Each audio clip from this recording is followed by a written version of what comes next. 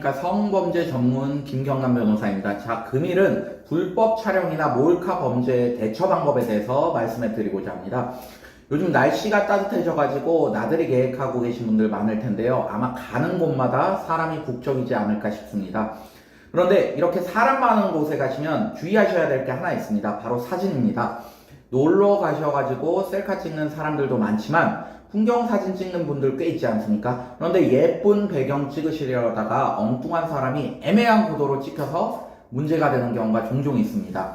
이게 무슨 말이냐면요. 실제 이런 억울한 상황에 처하게 돼서 저를 찾아오신 의뢰인분이 계셨습니다. 이분 같은 경우 친구들과 한강 고수부지 야외 수영장 놀러 가셨는데요.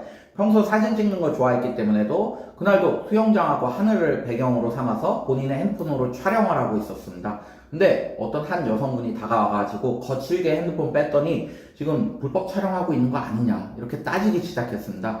이 의뢰인분께서는 처음엔 떳떳했기 때문에 이 상황 별로 심각하게 받아들이지 않았습니다. 그런데 촬영 사진에 비키니 입은 여성들이 다수 등장하고 결국 이 일로 경찰까지 출동하게 되었습니다. 그제야 이 의뢰인분이 사태의 심각성을 느끼고 저한테 도움을 청하게 됐습니다. 자, 여러분들 어떻게 생각하세요? 나는 단지 풍경 사진을 찍으려고 했던 것 뿐인데 하필 운 나쁘게 거기에 노출된 여성의 신체가 함께 찍혀 있었다. 이게 범죄에 해당할까요? 성폭력 범죄 처벌 등에 관한 특례법 제14조 1항에서는 카메라나 그 밖에 이와 유사한 기능을 가진 기계장치를 이용해서 성적 욕망이나 수치심을 유발할 수 있는 사람의 신체를 촬영한 자, 그것 의사에 반해서 촬영한 경우에는 카메라 등을 이용한 촬영죄에 해당한다고 보고 있습니다. 줄여서 카찰죄라고 우리가 하죠.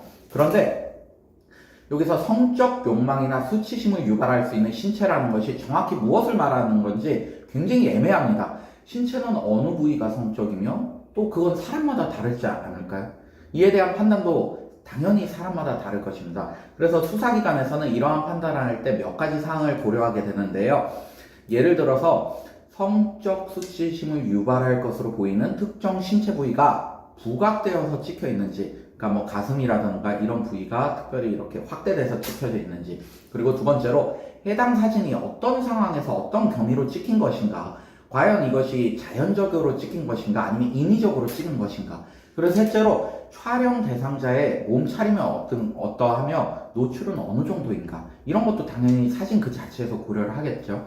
수사기관에서는 이와 같은 사정들 복합적으로 살펴보고 판단을 합니다. 근데 이 기준이 천편일률적이지 않고 살펴보아야 할 점들이 많다는 것은 한편으로는 여러분들이 무죄를 주장해 볼 수 있는 포인트가 됩니다. 자, 다시 사례로 돌아갑니다. 이 사건 제가 맡았는데 다행히 경찰에서 불송치 처분으로 사건 마무리되었습니다.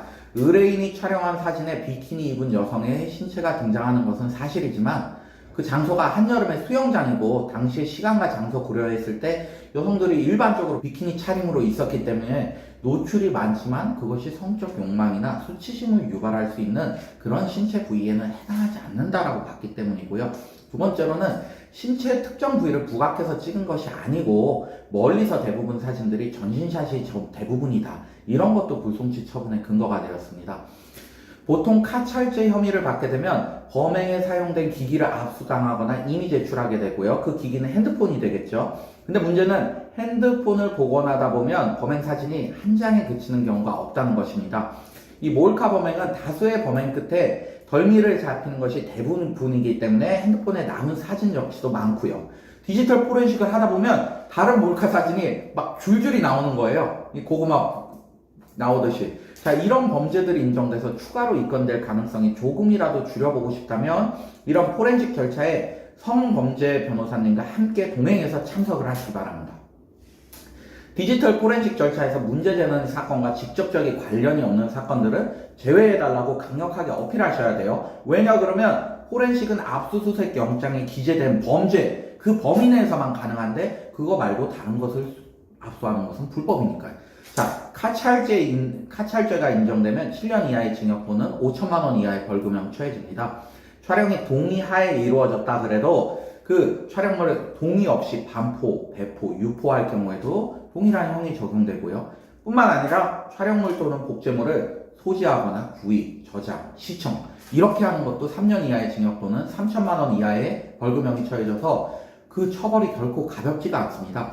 그리고 앞서 제가 언급했듯이 경찰에서 한 사건으로 포렌식 하다 보면 다른 사건 사진들이 막 줄줄이 나오게 되는 경우가 많습니다.